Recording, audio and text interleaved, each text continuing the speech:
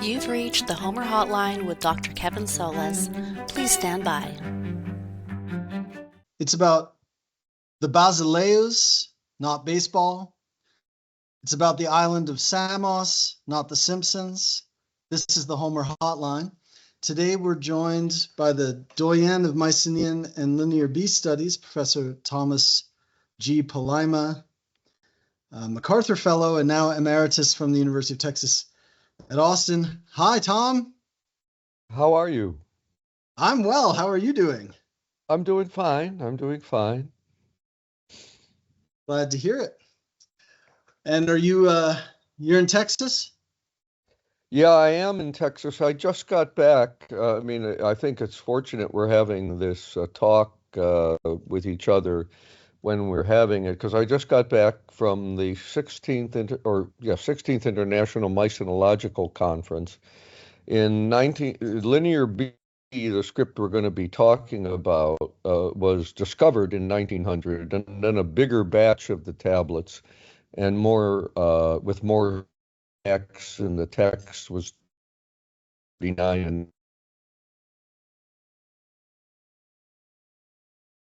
I've lost you a little bit there, Tom. Tom, I'm going to interrupt. Pardon? Could you just repeat your last sentence, because I lost you for a minute there in the internet connection? Could you just repeat your last sentence, sorry. please? No, that's not you. What I was saying is that the linear B text we're studying now, which are about 5,000 in number, were first discovered in 1900 by Sir Arthur Evans at Knossos on the island of Crete. But then a larger group and from the Greek mainland at Pylos. Many people who have traveled through Greece, I'm sure, have been to southwestern Greece, the Bay of Navarino, the island of Sphacteria, the modern site of Pylos. But ancient Pylos was at a site called Ano Anglianos, about 3.5 kilometers from the shore. But these texts in 1952 were deciphered. They had resisted decipherment for 52 years of study, and in a first international conference of all the linguists and people who were concerned with these texts took place in Paris at a place called Gif in Paris. And from then on, the United Nations set up a committee, believe it or not, a UNESCO committee it was a permanent committee, so it will last forever. But it meets every 5 years, and all of the people who are interested in what the contents of these tablets have to say about the civilization we're trying to more and more to reconstruct. We get together. I just got back from the conference in Madrid.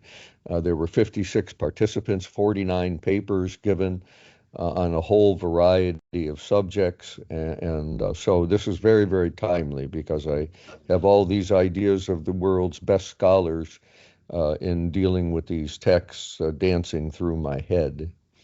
That is wonderful. And I suppose that they might have given you some congratulations on the publication of the new Pylos volume, which I was very impressed by. And I'm sure our listeners would be interested to hear a synopsis of what they can look forward to. Could you tell us about the new Pylos volume? Well, most listeners will probably shy away from this book. It's a highly technical book. It would be like saying somebody was interested in just in the planets to take up a very highly technical scientific study. But what is interesting about this is that the texts, as I already said, were discovered at the site of Pylos in 1939, and then in continuing excavations from 1952 into the early 1960s. And then since that time, in cleaning operations and so forth, other tablets have been discovered, but just very, very few, one a decade, let's say. But more importantly, the tablets were written on clay and never meant to be permanently preserved.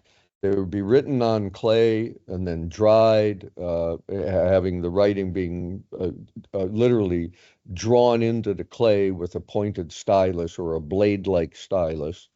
And so they are in rather fragile condition. And the only reason they were preserved for us is that the palace center was destroyed by fire. And the fire of the palace acted as a substitute for a kiln, and therefore the tablets are fired like pottery, as hard as pottery. So some are in that shape. Others didn't get as much fire or as intense a fire, and therefore are very, very fragile. So one of the big and long delaying problems was, how do you put all the tablets together? Some have as many as 17 fragments, and so there's a kind of jigsaw puzzle aspect to it. And of course, the jigsaw puzzle aspect improved and improved and improved through time as we understood more about the text, because then we just weren't working with odd physical shape, but we were working with the contents of the text. And so we could say, well, this thing looks like it could go with this thing, but we don't have what's in the middle. And then we'd start looking for what's in the middle. So you understand the whole point. So it took a long time to reconstitute the tablets. And human beings being what they are, sometimes we didn't even notice what we have. And so, but through examination and study of the tablets, one of the greatest scholars in my field, Jose Luis Malena, who teaches at the Basque University in Spain, is now retired. But he was noticing at one point that a tablet that was, let's say, 3 inches tall and shaped like a palm leaf, left to right, and written on like a long palm leaf, that one that was about 3 inches tall, joined with should get joined together with one that was only an inch and a half tall. Now, why was that? Well, the one had been more thoroughly fired and it had swollen, and the other one hadn't been as thoroughly fired and it remained compact. And therefore, he was able to put them together. And what's really exciting for you, Kevin, and the listeners probably, is the first half said, Diwo Nusoyo. So you just pronounce that very quickly, Diwo Nuso, Diwo Nuso, Diwo Nusos. Dionysos, it's Dionysus in the genitive. Now, this is on a tablet that dates, we now know, from around 1170 BC. All of the classical scholars in the world, again, as you know, said Dionysus does not become a god for the Greeks until sometime in the late Dark Ages, with movements of people from what modern day Turkey across into Greece. That is the old story. That is the old story of it, right? But now you've got. Yeah. Go ahead. Well, but we only had that first fragment. We didn't have the rest. And so all we had was this name. And so people said, well, yes, maybe it's a homonym for the god. Diwo is certainly of Zeus. And, sure. There are all sorts of, and the Diwo Nusos looks as if it's the thigh of Zeus or something like that. But maybe this is just it could be just a chance occurrence. It's definitely not the god. That's what people said, because the universal belief among classicists for a long, long time was that Dionysus entered the Greek pantheon in the historical period.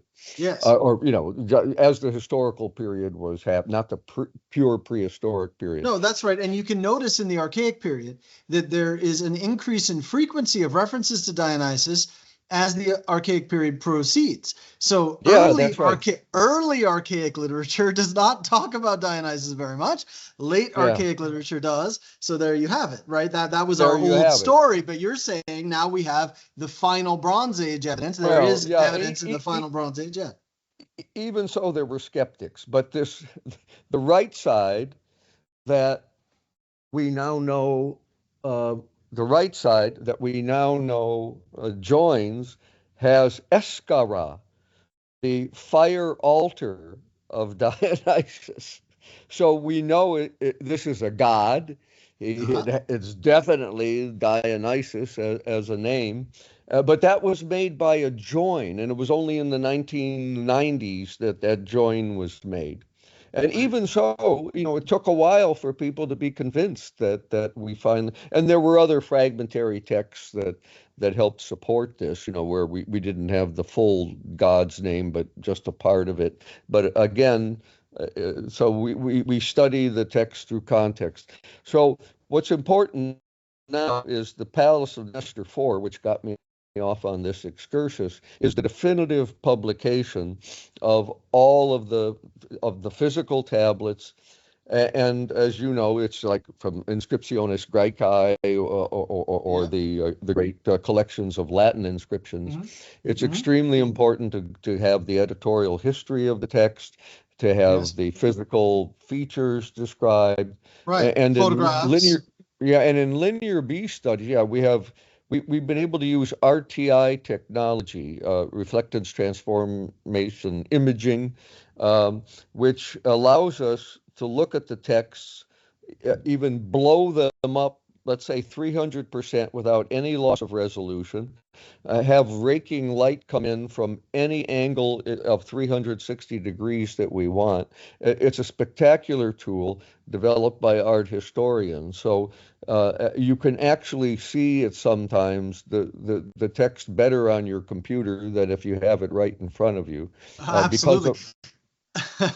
That's certainly So now we have a corpus volume that it won't settle all disputes. There are always still doubtful readings and so on, but we're 99% certain about where tablets were found, how they related to one another, what the reading of the tablet is. The scribal hands are a big deal. I myself am involved with identifying the scribes by their handwriting style and other factors. And so all of that is now readily available to the specialist scholars around the world who before were having to work with texts that were, 30 years old. And I'll just add, it's available open access. Yeah. So when it was announced, I downloaded all the parts of the volume and I have it on my phone. And so listeners, like whatever your technical education in this field, because we will have listeners who are our colleagues, Tom. That's just how it is. Right. That's true. You can go ahead and get this. It's open access. There was a grant, right, that allowed you to distribute it free. It's amazing. Yeah. That's right. Yeah. It's from the grant, by the way, is from the Packard Humanities Institute. Well, they're fantastic. David Packard, who did his Harvard dissertation in the mid-1970s on Minoan Linear A, the precursor script to Linear B. And he's had a lifelong fascination with the script. And he, the top archaeologists at Cincinnati, Sherry Stockard, Jack Davis, spoke with him, and they decided, yes, this is such an essential tool. And it's the capstone for Carl Blagan's initial excavation project, because there was Palace of Nestor 1, 2, 3, and he announced, I hate to say it, he announced the fourth volume in 1974. Sometimes things are like this. Sometimes things are like this, Tom. I heard a story from a fellow working on a Sumerian dictionary, and his this is a story from one of my advisors. And his feedback, at the bar at a conference was, I will die way before I finish this dictionary. That's what he was saying, And sometimes things are like this. Sometimes things are like this. Yeah, that's right. They're ongoing. A dictionary project. Well, there's now underway. You're speaking about this. The first lexicon of Mycenaean Greek, Dictionario, complete one. Well, there was one by a single scholar early on when there weren't that many tablets published, named Anamorpergo Davies, and it was written in Latin.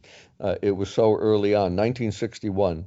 But the one that's written in the modern era is by a Spanish scholar, Arahoro, under the umbrella of the great Greek-Spanish dictionary by Francisco Adrados.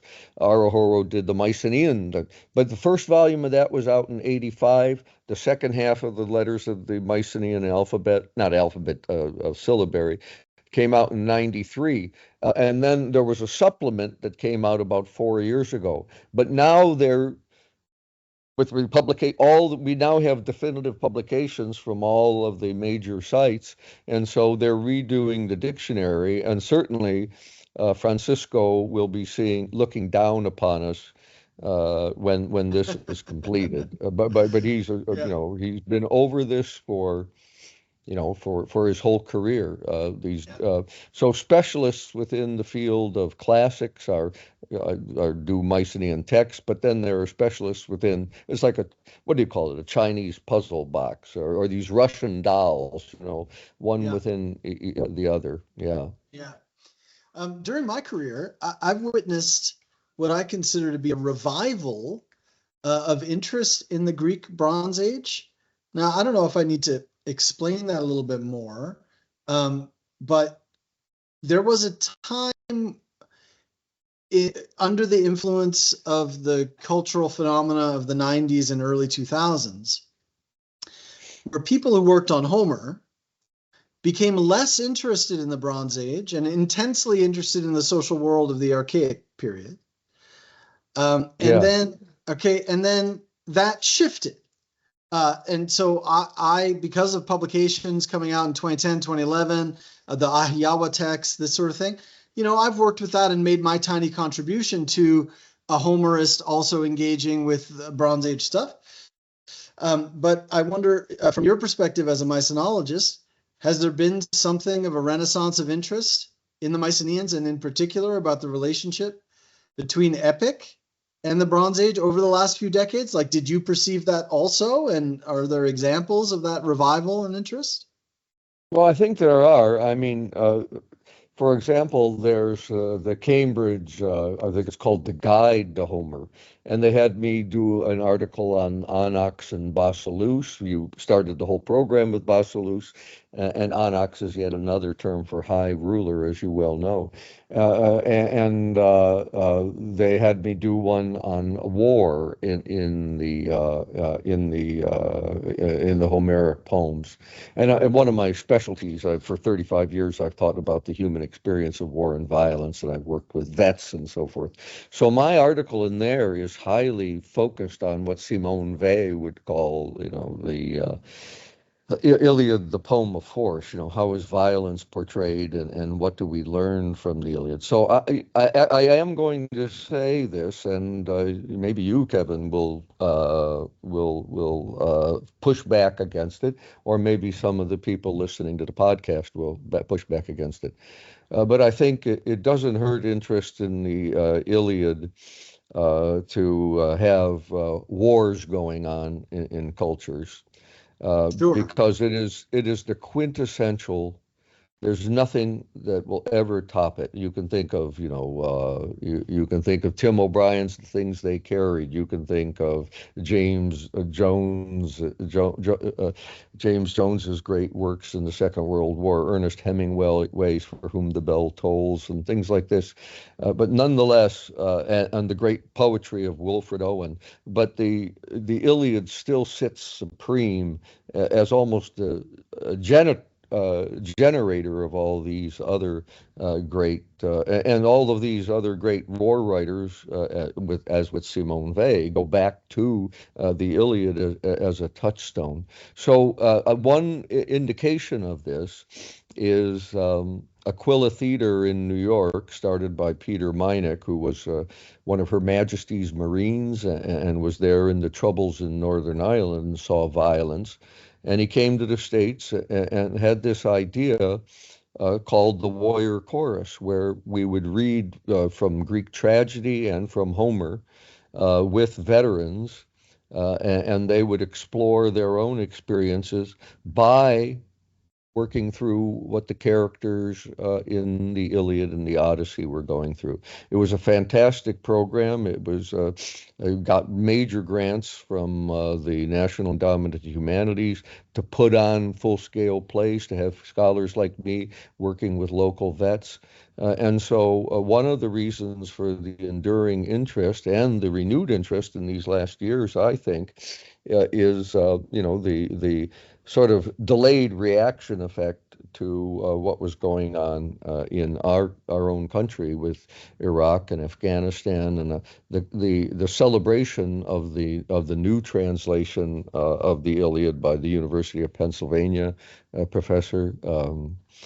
Yes, Emily Wilson. Emily Wilson, yes, who and she's there representing Homer and people are picking up on it because Homer covers everything. He's the Fons et Origo. He That's really right. does cover everything, not just about war, but about human I think interaction. It was Pucci. I think our colleague Pietro Pucci, Yeah. has this argument about how the Homeric poems encapsulate everything in archaic culture.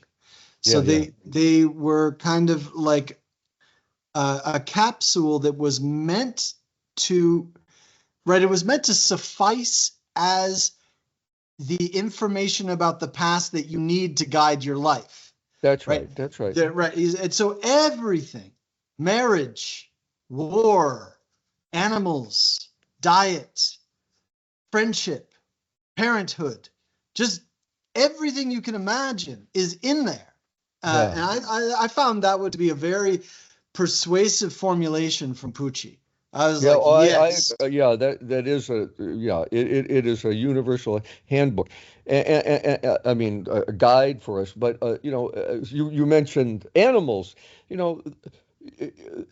There are two. If you're a dog lover, what does Priam say about his table dogs? His beloved table dogs, and we have fresco representations from Pylos that show the table dogs lounging in the very portico on which the mural is painted outside of the feasting hall in 64.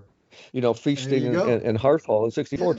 So that but then also anyone who's a dog lover and has not read Odysseus's Homecoming, when he sees his dog Argo, 20 years old plus, he has to be because Odysseus has been away for 20 years, being mistreated and literally lying in a dung heap. And it intensifies both Odysseus's own sense of loss of those 20 years at home, but also his anger against the suitors who have left this noble dog in such a condition. And the dog, as you know, sees Odysseus and expires. It's really heartening. Many people who aren't classicists are very familiar with that scene, especially because of Eric Auerbach's work, Mimesis, because he has taken on an interesting project in that whole, I think, 1950.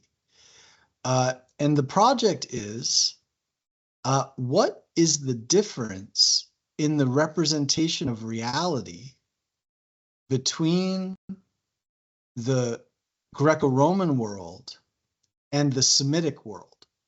Like, let's look at the Hebrew Bible. How does it represent reality?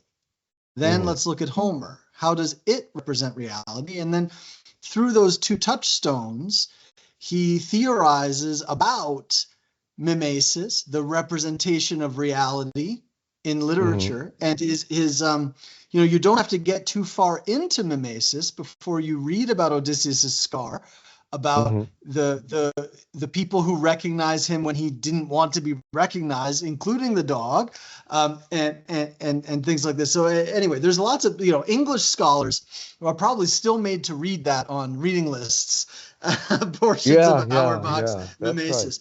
Anyway, yeah. So there's a lot of that's a pretty famous thing, and of course Yeah. there's no shortage of dog lovers around us.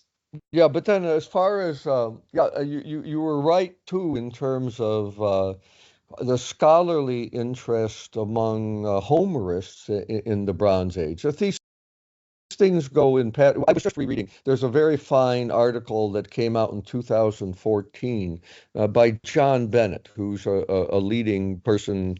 He was the director of the British School in Athens. He taught for many years as the successor to my mentor, Emmett Bennett, with two T's, John Bennett with one T.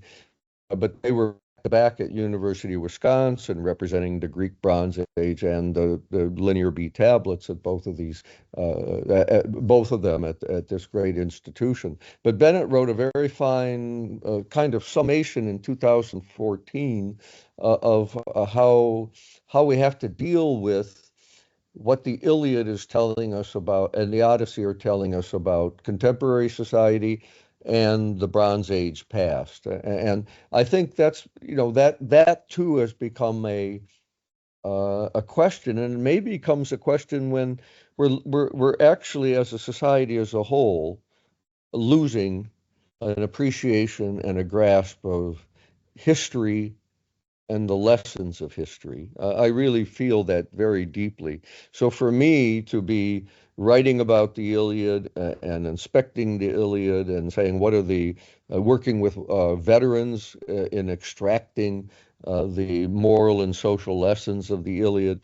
To me, I think it's almost like a missionary. It's missionary work because we people don't read books anymore. Students don't read books. I mean, Yeah. this is not Chicken Little stuff. The students themselves No, admit no. In high no, it's school, true. we didn't It's read true. one novel. Right.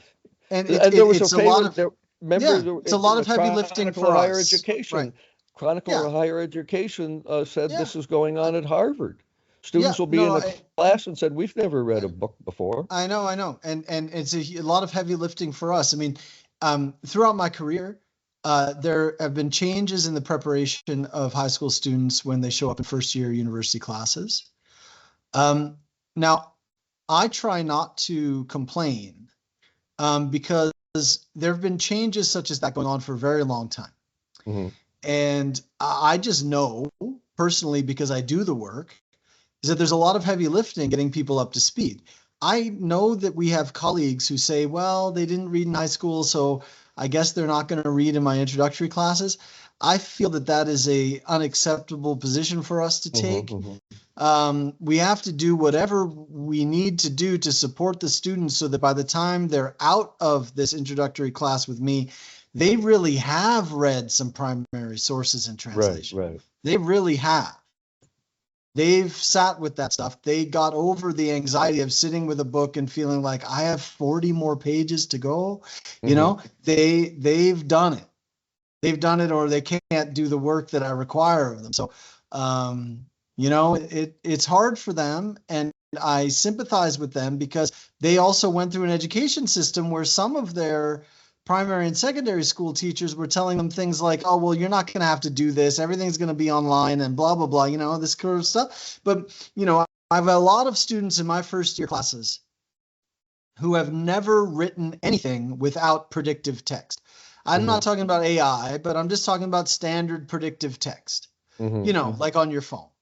So they have been using Chromebooks and other devices so long that they never had to write anything that was really a blank page, because there was always something there saying, do you want this word next?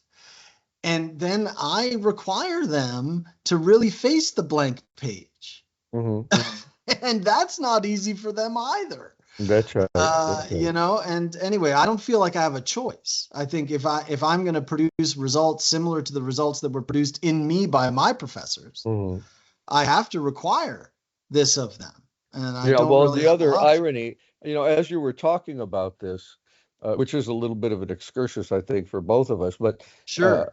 but nonetheless, when we were talking about this, I said, well, but there was a stage in ancient Greek society when writing didn't exist, and yet these fabulous poems existed.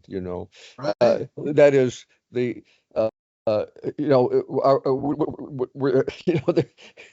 what you mean? The Greeks, the writer of the Iliad probably never read a book. Well, that's right. Well, but here's the thing. So I can imagine what training like that would be like. Yeah. First of all, I would have to have memorized some things, and then I would perform those things or present those things to the students until they could all perform and present them back to me. Yeah. And then we'd move on to the next subject. But the other thing is that there nothing was absolutely verbatim. It's not as if you have some kind of. Eventually, there's a fixed text of the Iliad. And whether it's because of the Pylos, the Pan-Athenaic competitions, or but in any event, you do get something that was called the fixed or standard text. But nonetheless, but that's when writing has come into being. Yes. But you're right, quite right. There was this sense. Well, I gave a talk at a Bob Dylan conference recently, and it was about the Homeridae, the ancient Homeridae. T.W. Allen, the great editor of the Iliad, wrote in 1907 in, I think, Classical Journal. Well, not Classical Journal, the British publication for classical philologists, the premier one at the time. I'm Journal drawing of a Hellenic Studies? Journal of Hellenic Studies? Well, whether it was Journal of Hellenic Studies or one that was more particularly literary. Classical Quarterly? Yes, CQ. Yeah. Classical Quarterly. Yeah. Yeah, he wrote a piece called on the Homeridae, and he said that one has to imagine.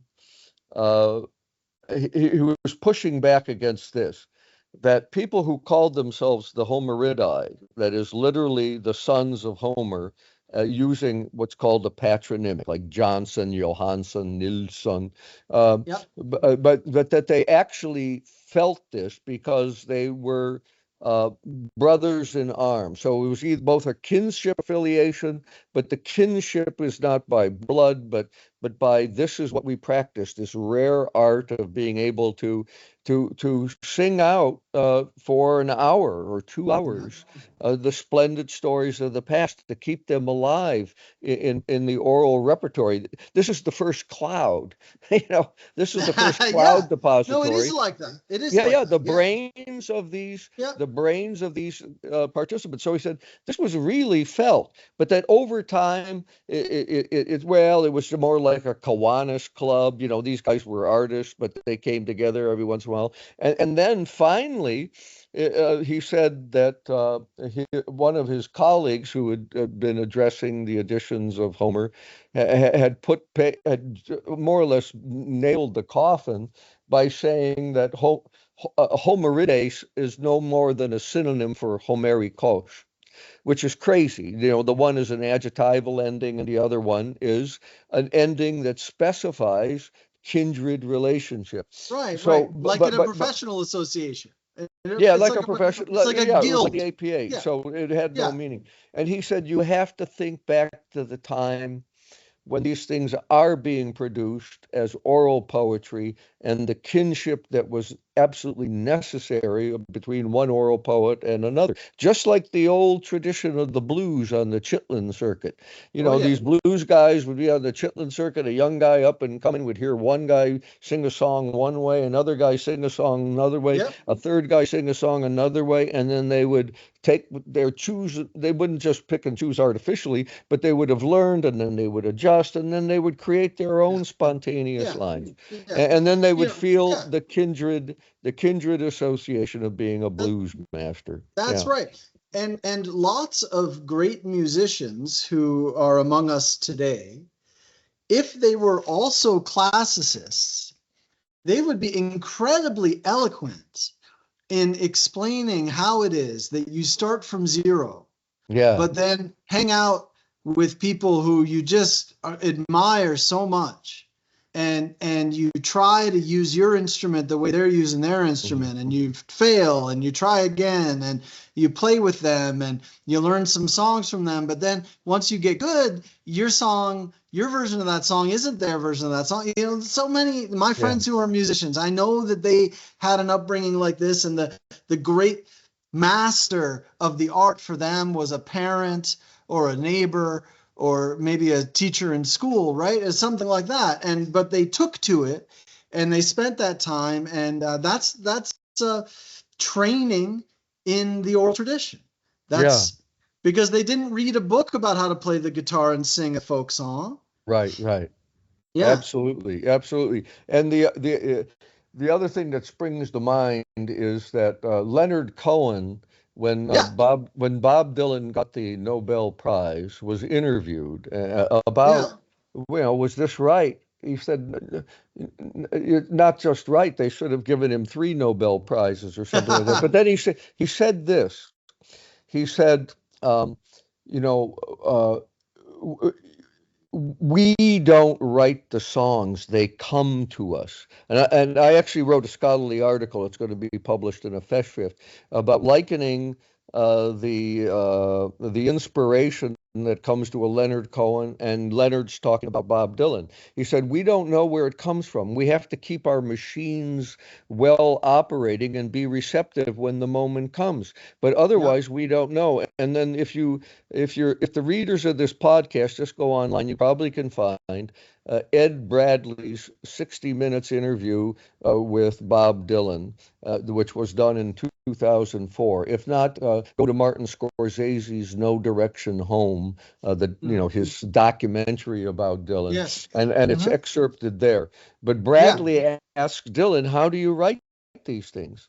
How do you write, It's All Right, Ma? And Dylan says, darkness at the break of doom, shadows, even the sun and moon, the handmade blade, the child's balloon, it eclipses both the sun and moon. And after all, too soon, there ain't no sense in trying, He says, where does that come from? I don't know. I can't do it anymore. At one time, I could do it, and these lyrics would they're selling postcards of the hanging. They're painting the passports brown. The beauty parlors filled with sailors, the circuses in town. Here comes the blind commissioner. They've got him in a trance. One hand is tied to the tightrope walker, the other one's in his pants, and the riot squad, they're restless, they need some place to go, as Lady and I look out tonight from Desolation Row. Where does that come from? He said, and I could, these things just came to me, and so he's and he says, I can't do it the same way anymore. I have to do it a different way, and that's true too. I mean, you can write songs in various ways, but for these great masters, these and the great poets feel the same way. Where does a poem come from? I tell my students in classes, what are you going to say next? And they look at me like I'm crazy. What are you going to say next?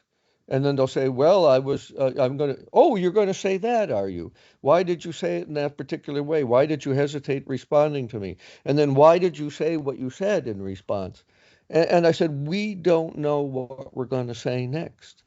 I mean, do you know, Kevin? I don't know what I'm going to say. Not exactly, no. I'm formulating that's right. It as I live.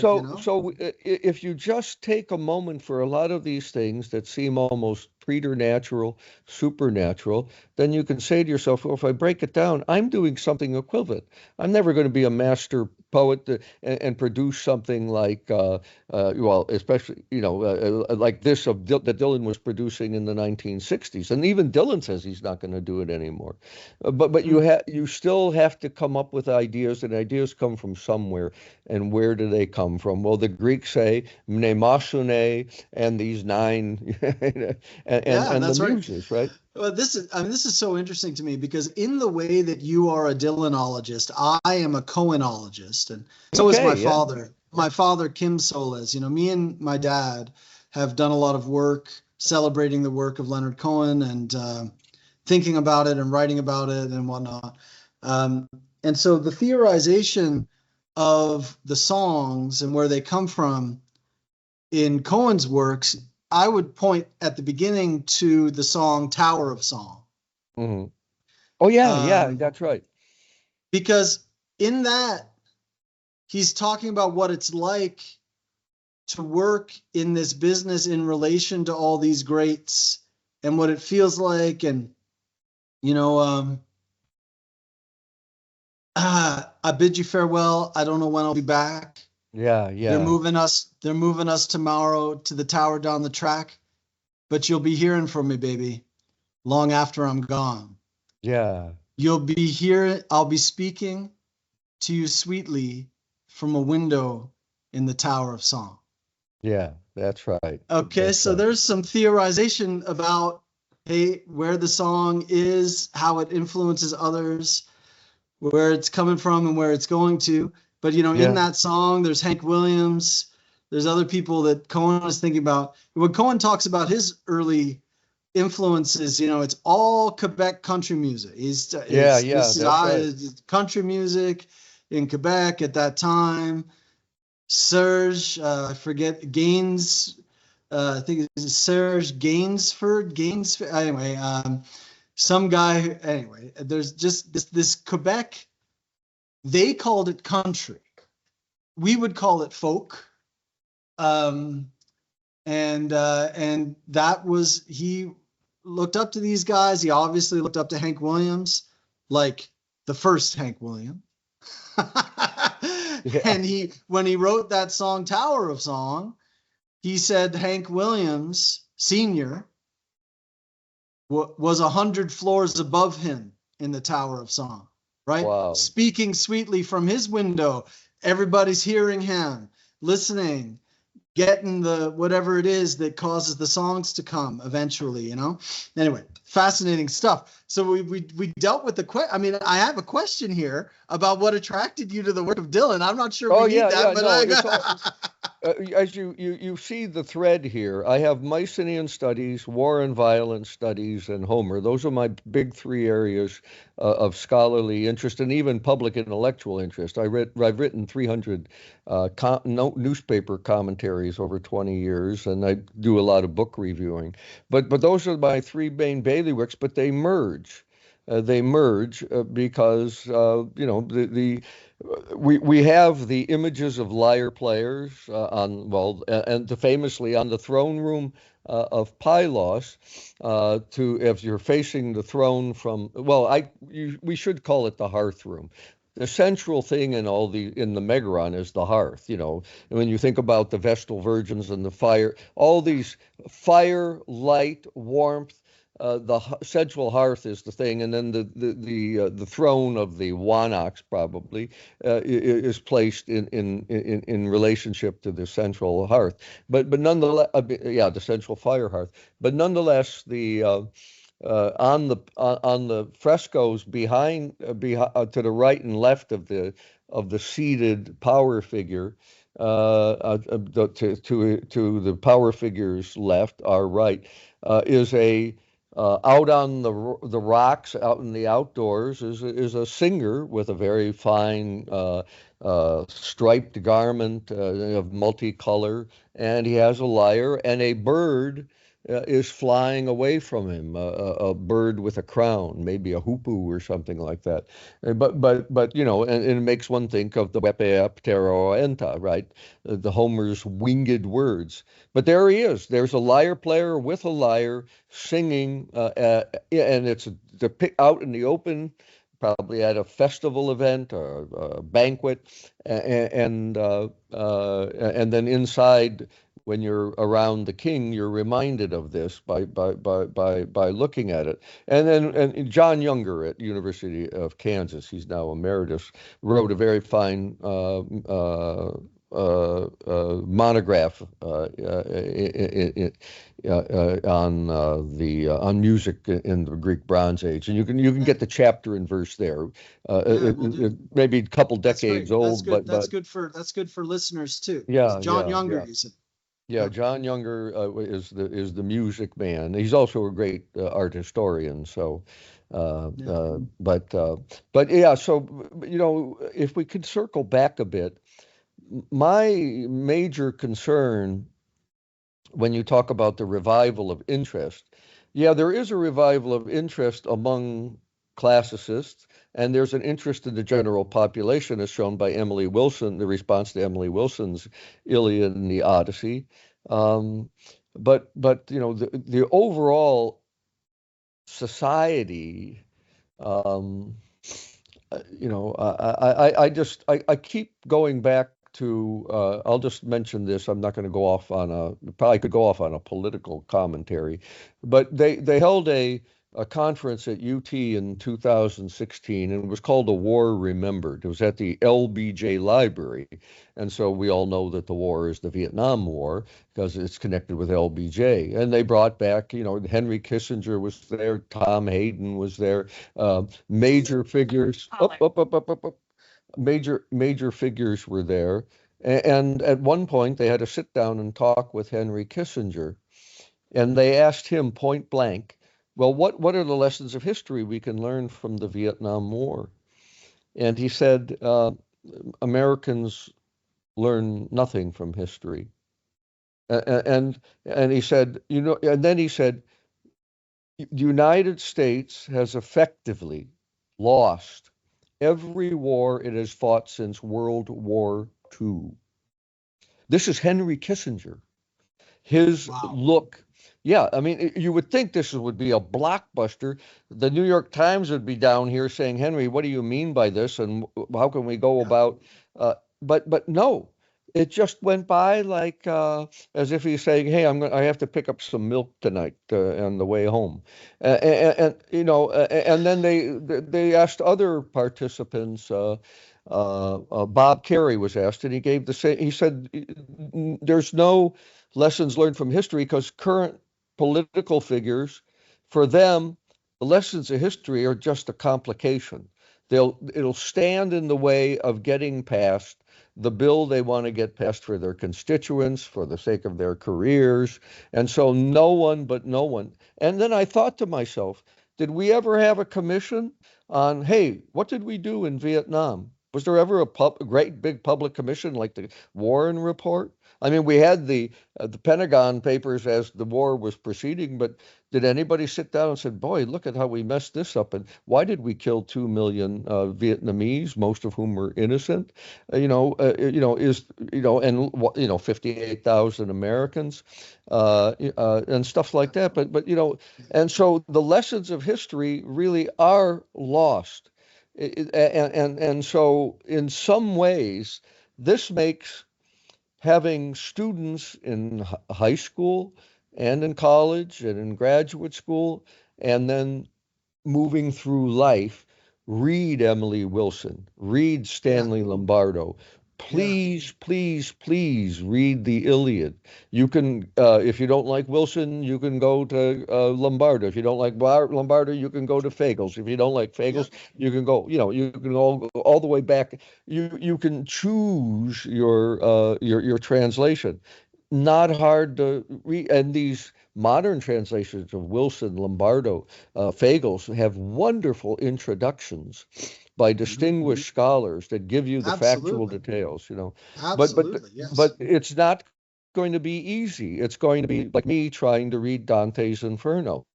I'm a neophyte when it comes to, the Italian political history, 13th century and before, so when I'm reading Dante, I'm at sea. But if you have a good translation, you can get through it, and it opens up your mind to what's going on in your own times. But as you said, Kevin, it's also there to teach you the life lessons that need to be taught. Not just about dogs, but how you relate to other human beings. What is noble behavior? What do soldiers go through? What's going, that kind of thing. Marital relationships. Yeah.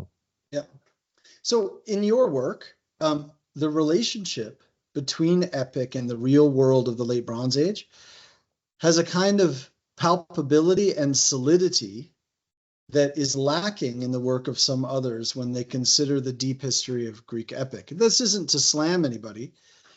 I just find that when I read Palaima, all of a sudden, the reality of the Bronze Age and how that reality of the Bronze Age has a causal relationship to what I see in Greek epic is clear. There's some forged strong lines that increase the reality of the late Bronze Age and increase the reality of the epic poet and the material that the epic poet is working with.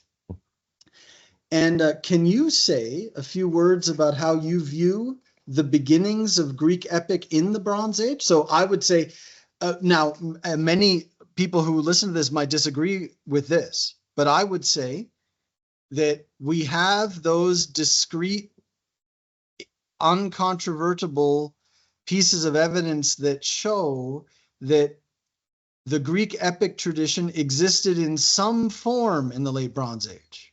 Yeah, it is no not doubt. a fully archaic thing. We have some form of Greek epic in the late Bronze Age, however little we can know about it.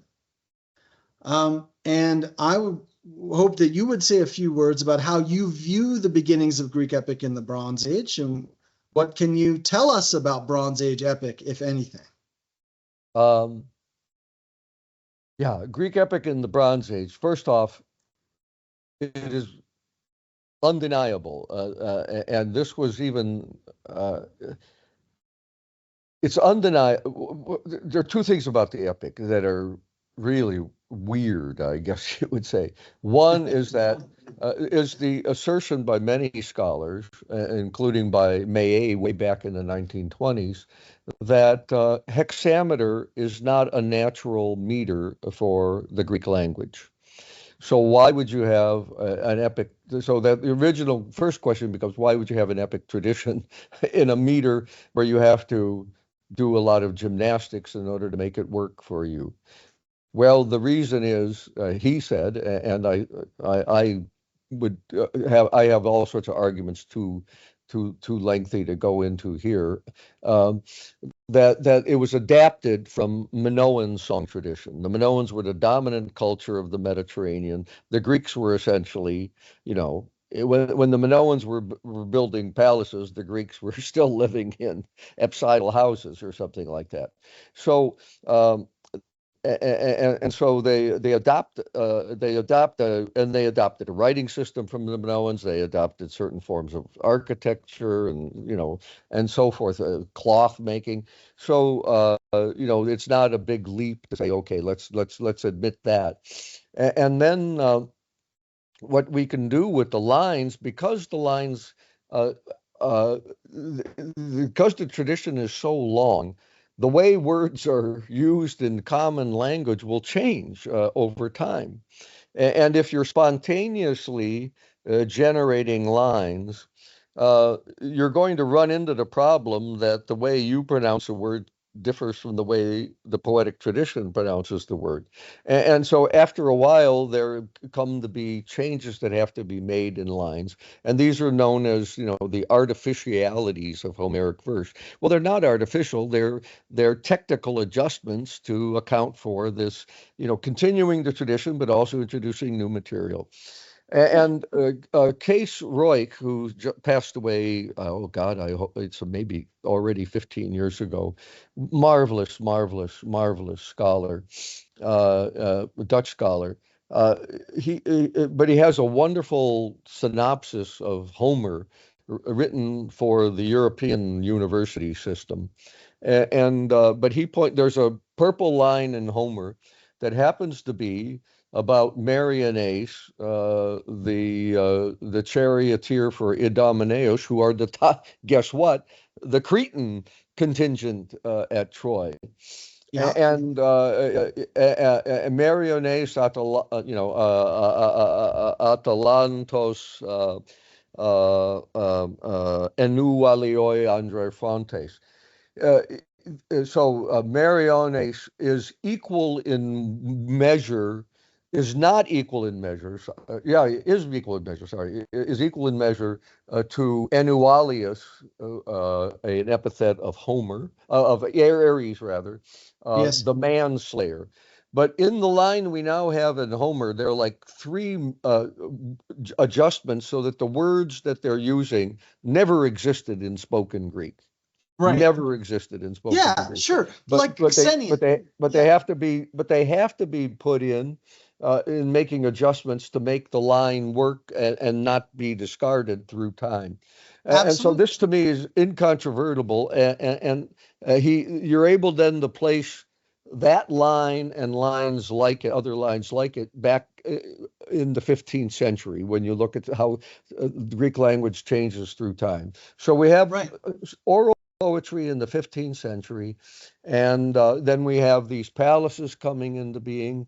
And what probably was existent in the Bronze Age was nothing like the Iliad, but court poets in various regions celebrating the major Danaus in one region, Nestor in another region, and these are all significant names. Yeah.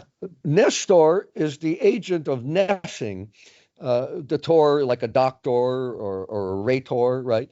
The agent of Nessing. And what is Ness in the O grade in our English word coming from Greek? Nostalgia, to have an ache to go back home, to go back to your roots.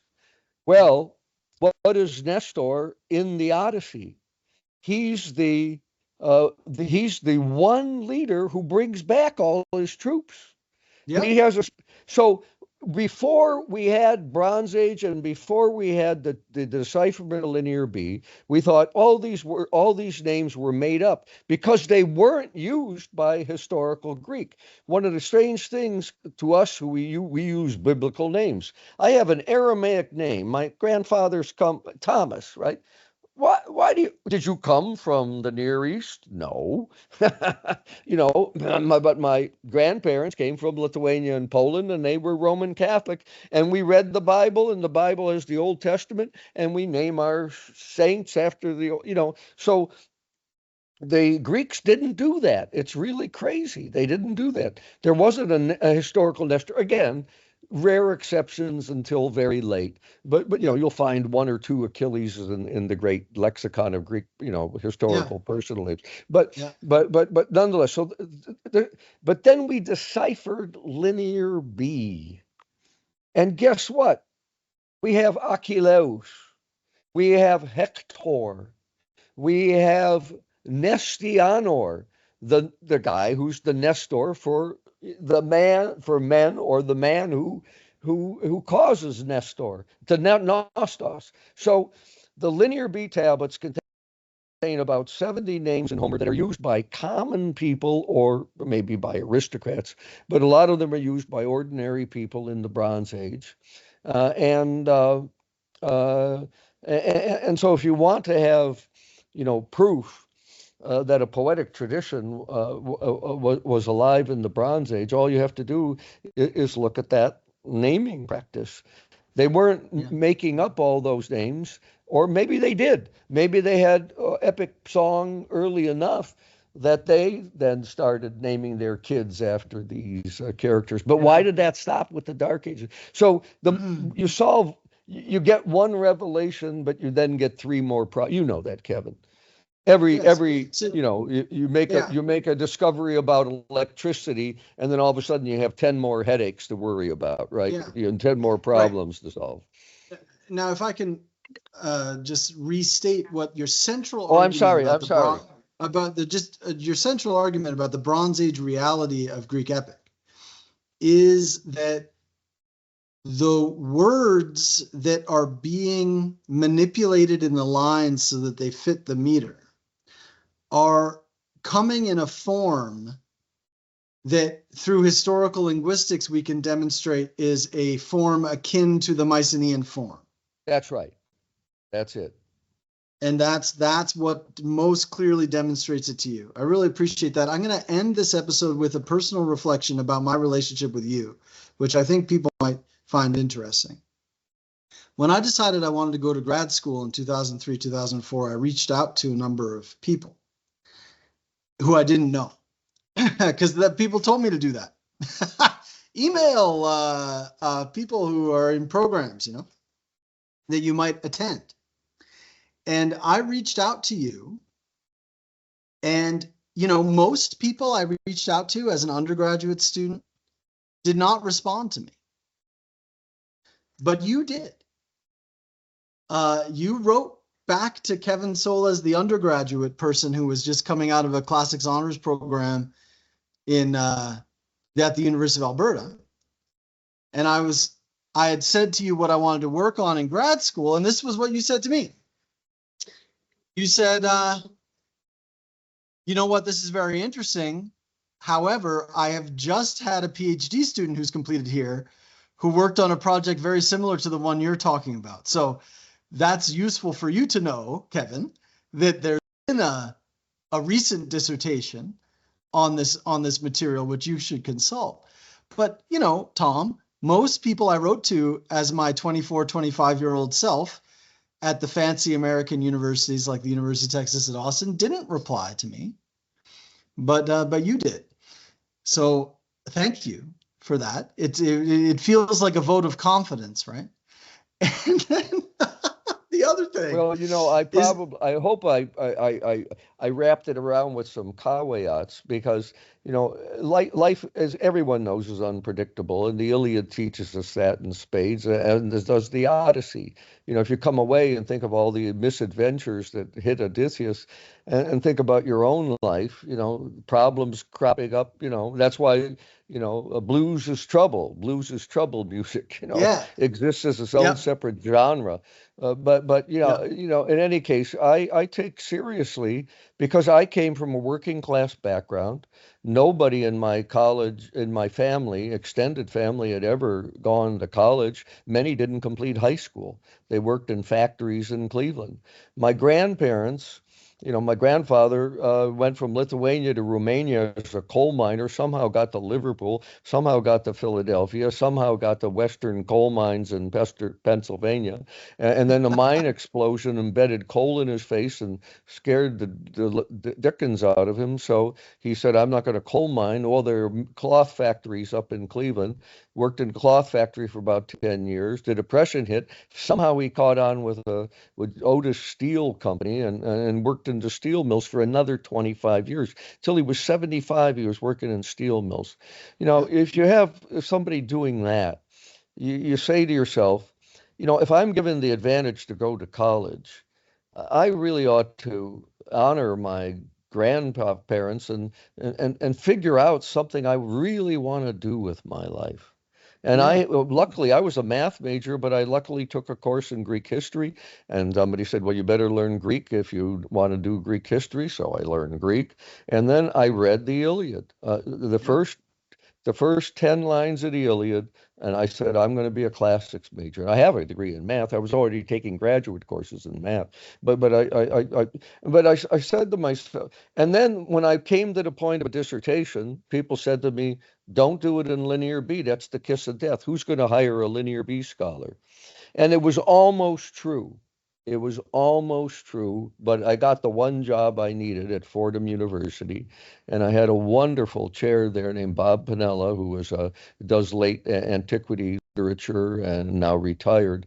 But Bob was a wonderful, wonderful, supportive chair, and he said, as long as you can teach our bread and butter courses, you're probably not going to ever teach linear B here, but what you do on research, if that's what you want to do it, and get grants. And so, I had support but I had gotten advice from all the leading scholars at the American school, don't do linear B. It'll be the kiss of death. You'll never get a job.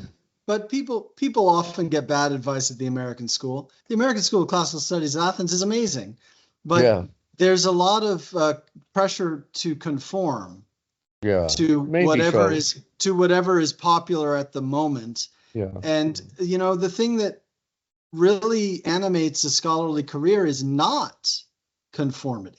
Yeah, that's true. But also should say, this is not knocking I was at the American school, and that's where I was among premier scholars. Yeah, One of the persons who advised against was a lifelong friend of mine. He passed yeah. away, No, Mortimer Chambers at sure. UCLA. Yeah, And yeah. he had my So best interests at heart. Later on, he absolutely. was happy as No, anything for me. and there's a lot of people who really do face those, so I was warned off of comparative studies Yeah. in the same style. Like, well, if you don't do a traditional specialty in classics, you're going to get hit, And so anyway, I'm not saying the advice was bad, but people talking to colleagues, there's often this advice that comes when they're at an event like that, when they're at the American school, or they're at the AAR, or they're somewhere, and somebody's like, let me tell you how it really is, and that kind of thing. Yeah. Right. Yeah. Well, thank you for having me on. I myself have to be going now. Yes, thank you, Tom, very much. And and if somebody's listening in and this makes the cut, what we've just been talking about in the actual podcast, you can write to Kevin, and Kevin will write to me if you need advice about your career. And if you write to me, if you write to Kevin_Solez@hotmail.com, and you are a student, or you are a colleague, or you are an anybody, and you want to hear what I have to say about something to do with the ancient world, you'll get it from me. That's great. Well, thank you, Kevin. That's really wonderful. Thank you, Tom. Have a wonderful day. Yeah, you too. Bye-bye. The Bard has left the chat. You've been listening to the Homer Hotline with Dr. Kevin Solez. The Bard has left the chat. Like, subscribe, hit the bell.